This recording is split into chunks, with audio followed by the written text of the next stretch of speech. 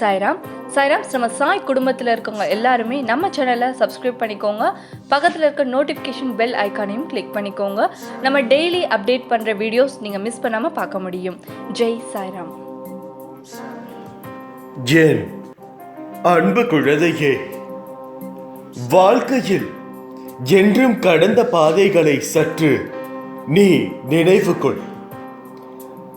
நீ எவ்வளவு மாறி உள்ளாய் என்பதை உணர்வாய்.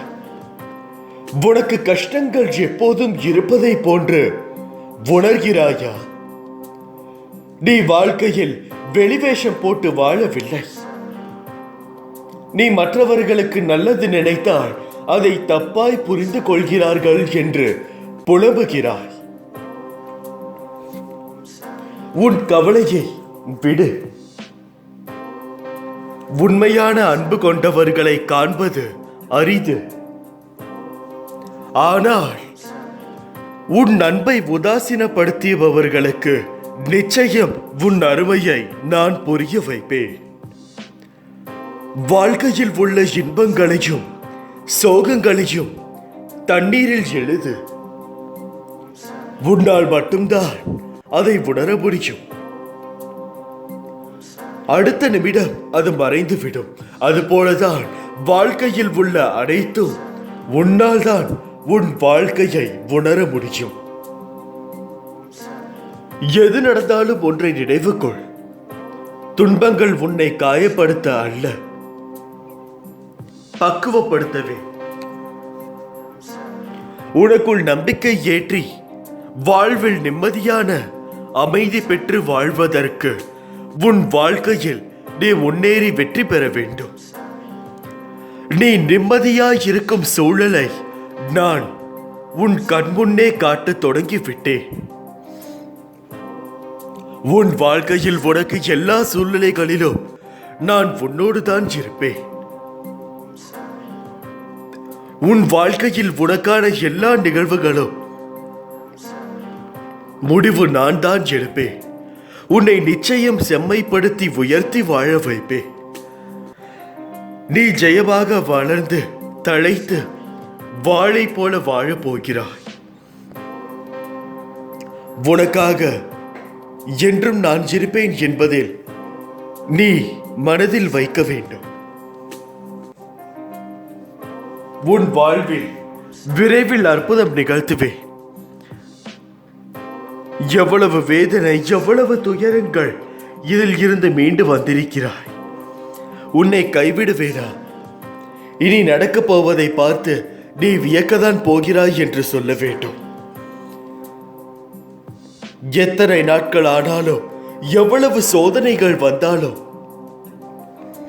நீங்கள் என் வேண்டுதலுக்கு கட்டாயம் பதில் தருவீர்கள் என்று உன் மனதில் நீ தளர்ச்சி கொள்ள வேண்டும். இந்த உலகில் அத்தனை ஜீவராசிகள் எதுவும் மாயை வலையில் சிக்காமல் இருப்பதில்லை.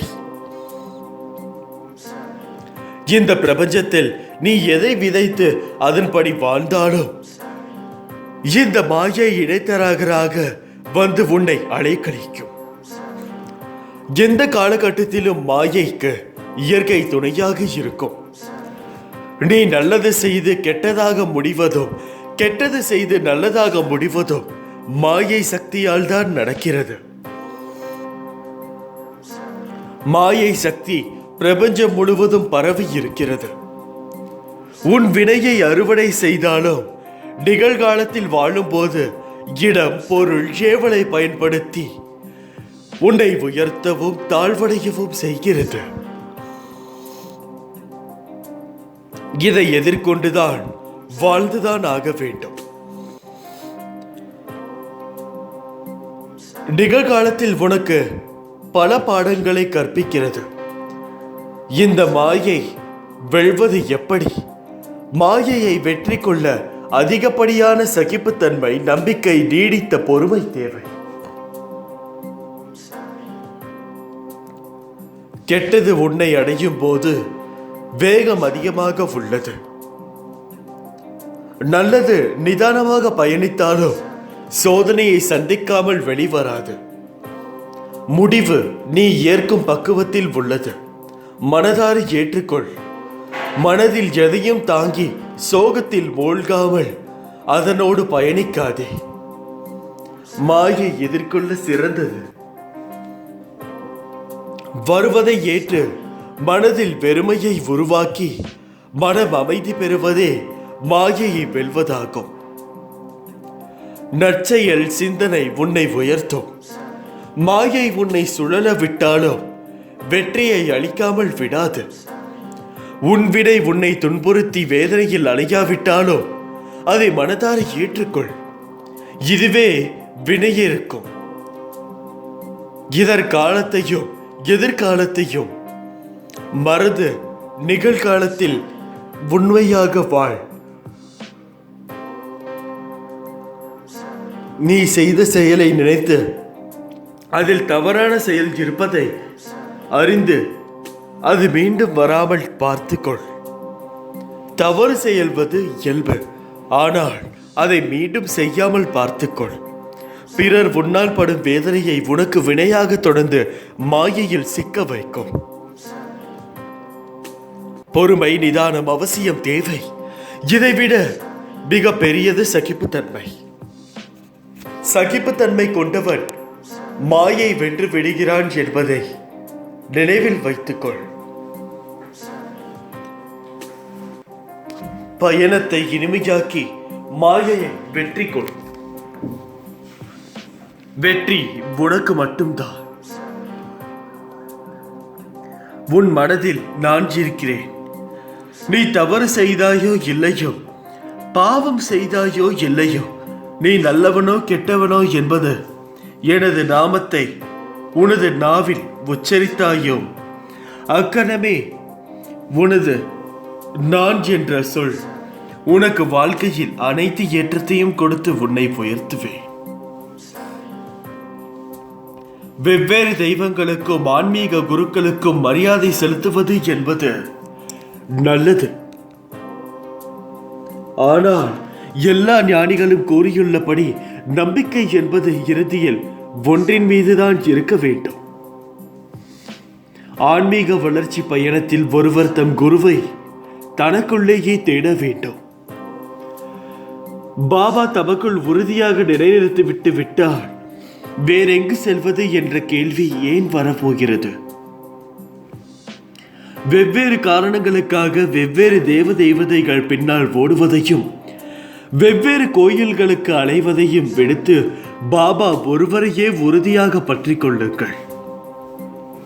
தனது பக்தனை எந்த சூழ்நிலையிலும் காத்தருளக்கூடியவர் பாபா. பாபாவின் வழி நடத்துதலை வார்த்தைகளால் விவரிக்க முடியாது. அதை உணர மட்டுமே முடியும். பாபாவிடம் நம்மை முழுமையாக அர்ப்பணித்து எந்நிலையிலும் பாபா நாமம் ஜெபித்து வாழ்ந்தோமே ஆனால் நம்மை சூழ்ந்துள்ள அனைத்து பிரச்சனைகளுக்கும் நம்மை விட்டு விலகி அது வேறெங்கோ செல்வது நம் அனுபவத்தில் உணர முடியும். இதை நீங்கள் நினைவில் நிறுத்தி முழுமையாக உங்கள் வாழ்க்கையில் மேற்கொண்டாலே உங்களுக்கு அனைத்து ஜெயமும் உண்டாகும். யாரெல்லாம் நம்மோடு இருப்பார்கள் விலகுவார்கள் என்று காலம் முடிவு செய்வதில்லை. அவர்களின் வார்த்தையும் நடத்தையையும் தான் முடிவு செய்கிறது. ஆகையால் ஒருவர் உங்களிடம் என்ன எதிர்பார்க்கிறார்கள் என்பதை தீர்க்கமாக யோசியுங்கள். அப்படி யோசித்தால் மட்டுமே மற்றவர்கள் உங்களை என்ன யோசிக்கிறார்கள் என்று புரிந்து கொள்ள முடியும். அதற்கு ஏற்றவாறு நீங்கள் நடந்து கொள்ள வேண்டும். ஏனென்றால் பிறருடைய எதிர்பார்ப்புகளை பூர்த்திப்படுத்தினாலே இந்த உலகத்தில் உள்ள குடும்பத்தில் பாதி பிரச்சனைகள் தீரும். ஆகையால் அதை நீங்கள் முழு மனதுடன் நினைவில் வைத்து செயல்படுத்த தொடங்குங்கள். வெற்றி உங்களுக்கு மட்டும்தான் கிடைக்கும். என்னுடைய குழந்தைகள் அனைவருக்கும் ஒரு வெற்றி நிச்சயமானது. அது என்னவென்றால், தன்னுடைய வாழ்க்கையில் அவருடைய பிரச்சனையை முடித்து எப்போது முழுமையான ஒரு வெற்றியை அடைகிறானோ அப்போது அவன் என்னுடைய வார்த்தைகளையும் சொற்களையும் முழுமையாக கேட்டுள்ளான் என்பது அர்த்தம். என் அன்பு குழந்தையே, உன் வாழ்க்கையில் நடக்கும் விஷயங்களும் இப்படி நடப்பதற்கு உன்னுடைய அவசரமான முடிவுதான் காரணம். கொஞ்சம் நிதானமாக யோசி, பொறுமையாயிருந்து முடிவு செய். ஒருவர் உன்னை கஷ்டப்படுத்தினால் அவர்களை விட்டு நகன்றுவிடு. அவர்களுக்கு எந்த பதிலையும் சொல்லாதே. அப்படி நீ பேசினால் உன் மனம் ஏற்கனவே வலியால் இருக்கும். அந்த வலி உன் மனத்தை இறுக்கி வார்த்தைகளால் அதை வெளிப்படுத்தும். அது கோபமாக காட்சியளிக்கும். அது உன் தவறு இல்லை, ஆனால் அது கோபமாய் வெளிப்பட செய்யும். கோபம் தவறு அல்ல, அது அடுத்தவர்களை வார்த்தைகளால் காயப்படுத்துவதுதான் தவறு என்று கூறுகிறேன். மேலும் உன்னை அவர்கள் கோபத்துக்கு உரியவர் என்று சித்தரித்து உன்னை விட்டு போய்வார்கள். உனக்கு கெட்ட பெயர் ஏற்படும். அதனால்தான் சொல்கிறேன், கோபம் வரும் நேரம் என் நாமத்தை உச்சரி. அது உன் மனதை சரி செய்யும். நான் இப்படி நடந்து கொண்டேன் என்று கோபமா என் மேல் என்றுதானே கேட்கின்றாய்? என் செல்ல பிள்ளை மீது நான் கோபப்பட மாட்டேன். என் உயிராய் உன்னை நினைக்கிறேன். அப்படி இருக்கையில் உன்னை எப்படி நான் கோபத்தால் காயப்படுத்துவேன்? என்றுமே என் பிள்ளையிடம் கோபப்பட மாட்டேன். ஆனால் அவர்கள் உன்னை தனித்து காயப்படுத்தினார்கள் என்பதற்காக நீயும் அவ்வாறு நடந்து கொண்ட விஷயம்தான் வருத்தம் அளிக்கின்றது. உனக்கும் அவர்களுக்கும் வித்தியாசம் இருக்கின்றது. அவர்கள் உன் மனதில் வலியை ஏற்படுத்தியவர்கள்தான். அது எனக்கு நன்றாக தெரியும். உன் மனதை ரணமாக்கி விட்டார்கள். எனக்கு உன் வலி புரிகிறது. ரணத்துக்கு மருந்து தருகிறேன். எனக்கு என் பிள்ளை மற்றவர்கள் போல பழிக்கு பழி என்று இருத்தல் கூடாது என்பதுதான். உனக்காக உன்னை எல்லாவுமாய் பாதுகாத்து அன்பால் அரவணைப்பேன். அதனால் நீ எதற்கும் பயப்படாதே, கலங்காதே. உன்னில் வெற்றி என்ற தீபத்தை நான் நிச்சயம் ஏற்றுவேன். உனக்கு அறிவுரை சொல்பவர்கள் உடன் இருப்பது இல்லை. அப்படி இருப்பவர்கள் விலகிச் செல்லவும் தயங்குவதில்லை. நீ நன்றாக இருந்தால் மட்டுமே இந்த உலகமும் உறவுகளும் உன்னை நேசிக்கும். சற்று தளர்ந்து போனால் உன்னை ஏசும். இதுதான் வாழ்க்கை. இனிதான் உனது பயணம் தொடங்கப் போகிறது. மனம் தளராமல் பயணத்தை தொடங்கு. எதுவாக இருந்தாலும் அதை ஏற்றுக்கொள். எப்பேற்பட்ட கஷ்டங்கள் வந்தாலும் அதை மகிழ்ச்சியோடு ஏற்றுக்கொள். உனக்கு வேண்டிய உதவிகள் செய்ய நான் ஒருவன் மட்டுமே கடமைப்பட்டு இருக்கின்றேன். இந்த மாயை உலகத்தில் நீ காண்பது, கேட்பது, பழகுவது அனைத்தும் மாயை. நேரம் கடந்து போனால் அனைத்தும் உன்னை விட்டு விலகி போய்விடும். நீதான் தன்னம்பிக்கை தைரியத்தோடு வாழ வேண்டும்.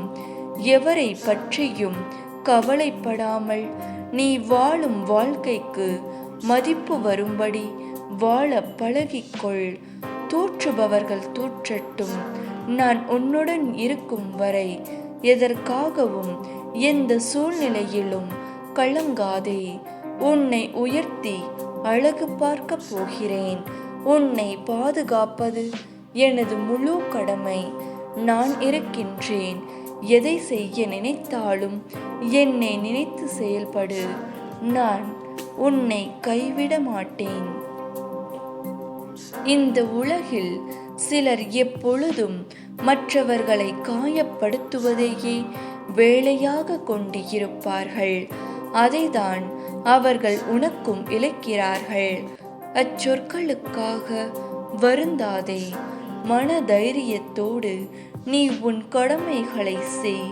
உன்னுடைய ஆற்றலை தேவையற்ற இவர்களிடம் வீணாக்காதே. இதுவரை உன் மனதில் இருந்த வலி, துக்கம், தோல்விகளால் மனம் வெறுத்துப்போய் பரிதவித்தது எல்லாம் முடிவரும். உன் உழைப்பிற்கு ஏற்ற பலன் கிடைக்கும். நிம்மதியும் சந்தோஷமும் அழகாய் பூத்து குலுங்கும் வண்ண மலர்களைப் போல் இனி உன் வாழ்க்கையில் வசந்தமே. உன்னை ஏளனமாக பார்த்து நகைத்தவர்கள் முன்னால் கொடியாய் நீ உயர்ந்து நிற்பாய்.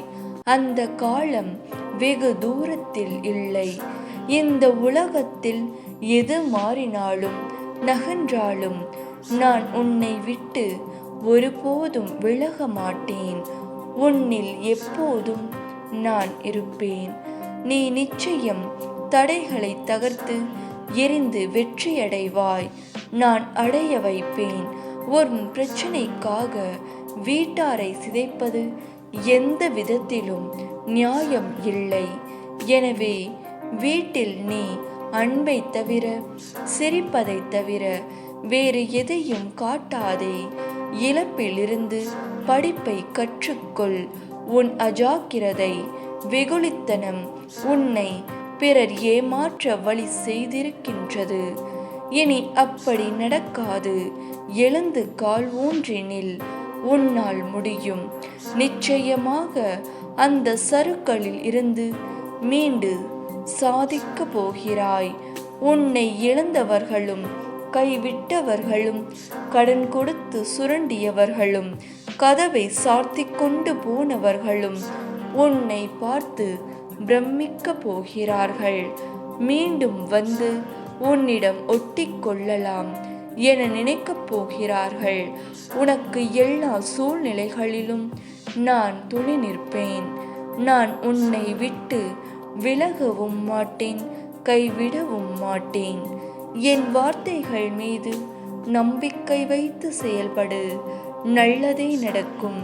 நீ என் பரிபூரண அருளும் ஆசீர்வாதமும் அன்பும் பெற்ற என் செல்ல பிள்ளை. நீ எல்லா வளமும் பெற்று சிறப்பாக வாழ்வாய். உண்மையான பக்தர் எவரும் இவ்வுலக வேதனைகளை வேதனைகளாக கருதுவதில்லை. பாபாவை விட்டு பிரிந்திருப்பதையே உண்மையான பக்தர் பொல்லாத வேதனையாக கருதுவர். உலகையே பணயம் வைத்தும் கூட பாபாவுக்கு நெருக்கமாய் இருப்பதையே அவர்கள் முயற்சி செய்வார்கள்.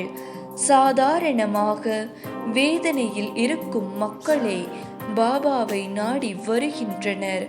பிரச்சனை எதுவுமே இல்லை என்றாலும் பாபாவை நாடி வருவார்கள் சிலர் உண்டு.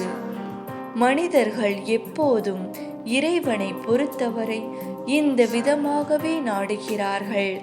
இருந்த போதிலும் பாபா அனைவருக்கும் அருட்கடாட்சம் வழங்கி வருகிறார். பாபாவை பூஜை செய்ததால் அவர்கள் அவதிப்படுகிறார்கள் என்று ஏற்றுக்கொள்ள முடியாது. பாபாவை நெருங்காதிருந்தால் அவர்கள் வேதனை அதிகமாக இருந்திருக்கும் என்பதே உண்மை. பாபாவின் உதவியின் மகிமையை அவ்வளவு எளிதில் புரிந்து கொள்ள முடியாது. உன் வாழ்க்கையில் உன்னை ஆளும் பெரிய விஷயம் என்பது உன் மனமும் புத்தியும் தான். உன் மனமானது சஞ்சலம் இல்லாமலும் புத்தி நல்லவையை நாடுதலும் தான். இவைகள் உன் வாழ்க்கையில் நேரமானது ஆளும் போது உன் பாதை என்னவென்றும் அதில் நீ எப்படி பயணிக்க வேண்டும் என்று உனக்கு புரியும். உன் புத்தியும் மனமும் உனக்கானதான் நல்ல நேரத்தை தீர்மானிக்கும். இதுவே உன்னிடம் மாயை என்னும் விதி சூழ்ந்து விட்டால் உன் மனமும் புத்தியும் அகப்பட்டு கொண்டு இருக்கும். அதுவே உனக்கான நேரத்தை எதிர்மறையாய் தீர்மானிக்கும். உன்னுடைய முடிவுகள்தான் உன்னுடைய வாழ்க்கையில் நடக்கும் இன்பமும் துன்பமும். உன் கஷ்டம் காலம் என்பது முந்தைய கர்மவினை, அதாவது நீ தெரிந்தோ தெரியாமலோ செய்த தவறுகள். அவற்றின் கணக்கை விதி பார்த்து கொண்டேதான் இருக்கும். அதன் பொருட்டே உன் கடினமான நேரங்கள் நிர்ணயிக்கப்படும். அதனால் எதற்கும் மனம் தளராதே. வாழ்வில் இன்பத்தை கண்டு மட்டுமே வாழ முடியாது, அதே போல துன்பத்தை கண்டு மட்டுமே வாழ முடியாது. இரண்டும் சம அளவே. அதே போலவே நல்லவை என்றும் திகட்டாது. ஆனால் தீமைக்கு ஒரு முடிவு உண்டு. அந்த முடிவில்தான் ஒவ்வொரு நிகழ்வின் ஆரம்பம் ஆகும். நியாயத்தின் சாயல் அப்போதுதான் செய்த வினை கர்மா என்ற பெயரில் ஒருவரை ஆட்கொள்ளும். சில நேரம் உன்னை நீயே வெளித்தோற்றத்தில் உணர்கிறாயா?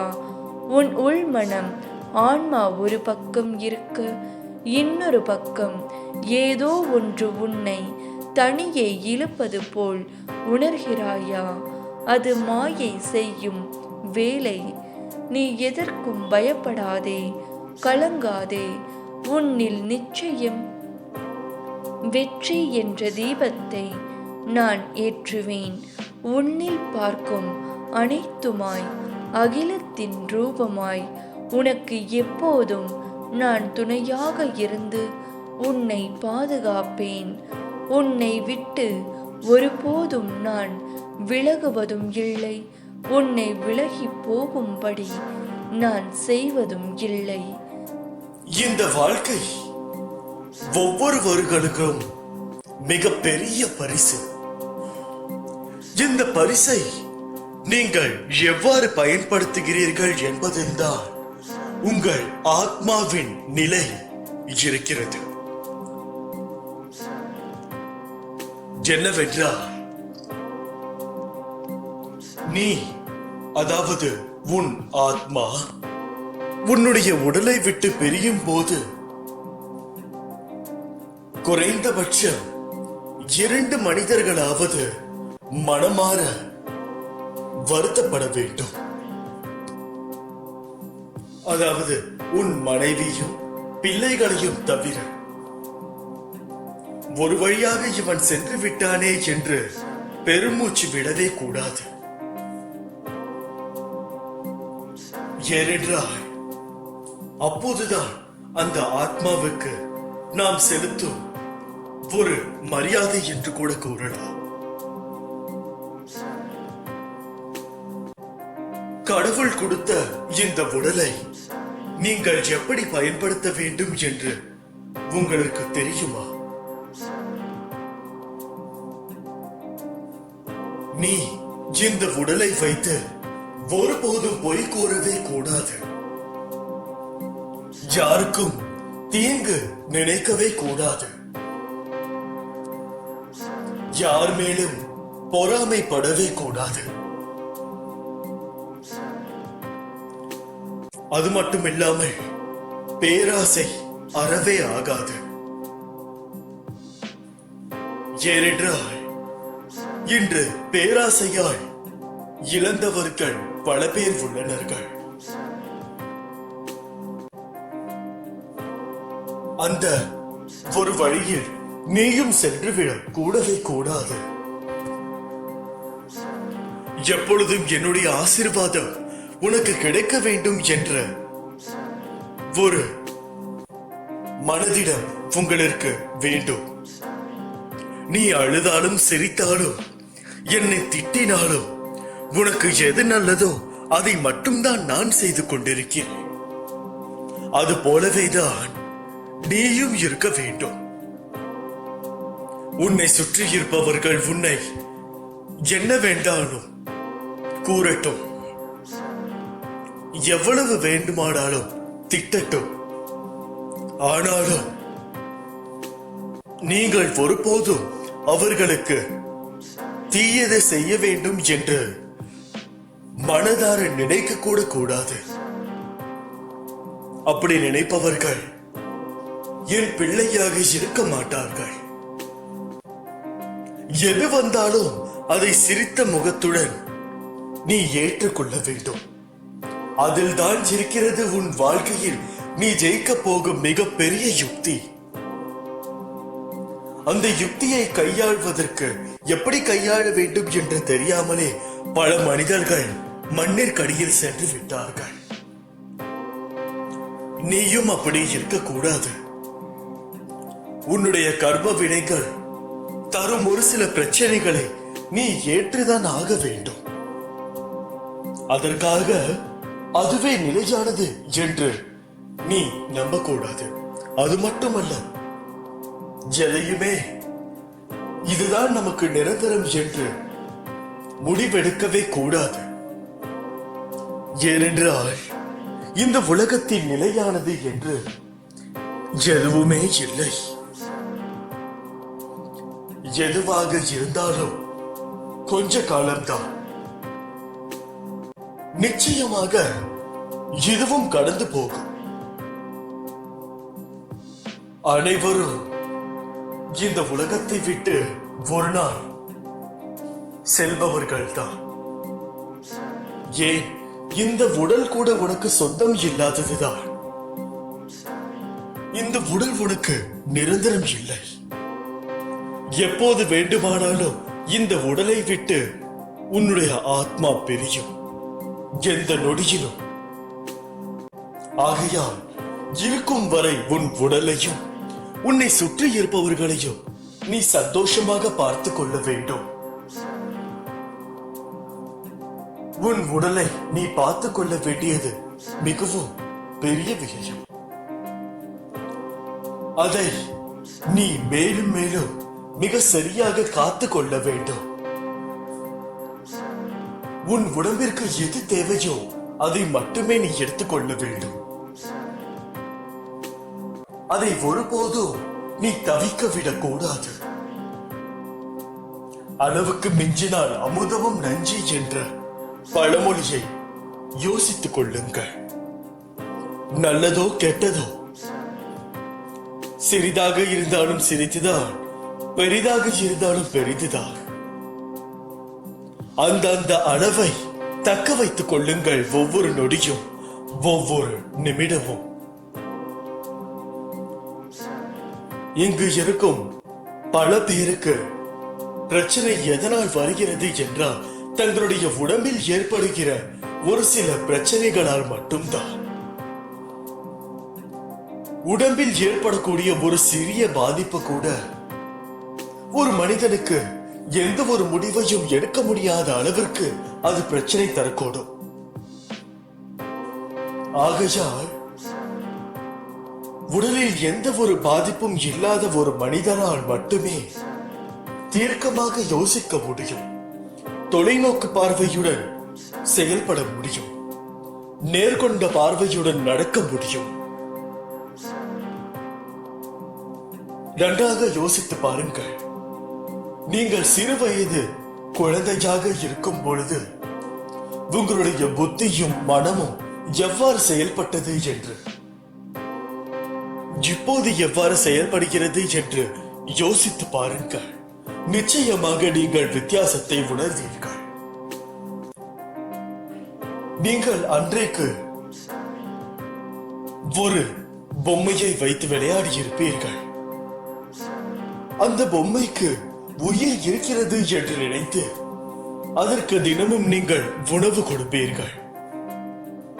அதை நோகடிக்க மாட்டீர்கள். அதை ஒரு உயிர் உள்ள ஜீவன் போல அதை பார்த்துக் கொள்வீர்கள்.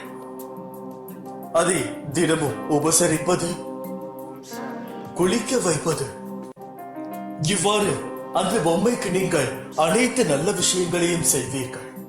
ஆனால் இன்று அது வெறும் ஒரு பொம்மைதானே என்று தூக்கி எறிந்து விடுகிறீர்கள்.